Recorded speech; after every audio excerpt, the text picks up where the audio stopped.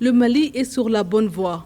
Tels sont les propos du président ghanéen Nana Akufo-Addo, président en exercice de la CEDEAO lors de sa visite au Mali. Par cette visite, le président veut rassurer et réaffirmer le soutien de l'institution sous-régionale aux autorités maliennes qui, pour éviter de nouvelles sanctions, doivent tenir des élections transparentes et démocratiques dans les délais requis. Les autorités maliennes ont montré leur bonne foi et parlé d'une manière très franche.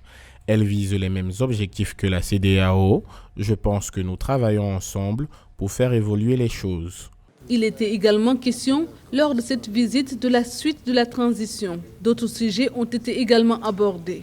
Il s'agit notamment de la dissolution de la junte.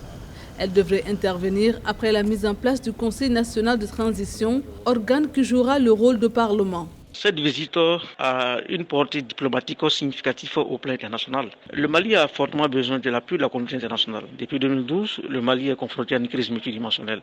Nous avons une forte présence de soldats de la MINUSMA, évaluée à plus de 11 500. Vous avez également des missions diplomatiques présentes d'accompagnement de sortie de crise au Mali. Cette visite, par ailleurs, est une nouvelle étape de la collaboration entre la CEDEAO et la junte au pouvoir au Mali. On se rappelle bien, au lendemain du coup d'État, il y avait un climat de méfiance entre la junte au pouvoir et la CEDEAO en tant que telle. Donc c'est un climat de confiance qui est renoué entre les différents acteurs et ça, c'est une avancée importante dans le cadre alors la coopération entre le Mali et la CEDEAO. Le Mali entame désormais une nouvelle page de son histoire avec la mise en place d'un gouvernement de transition.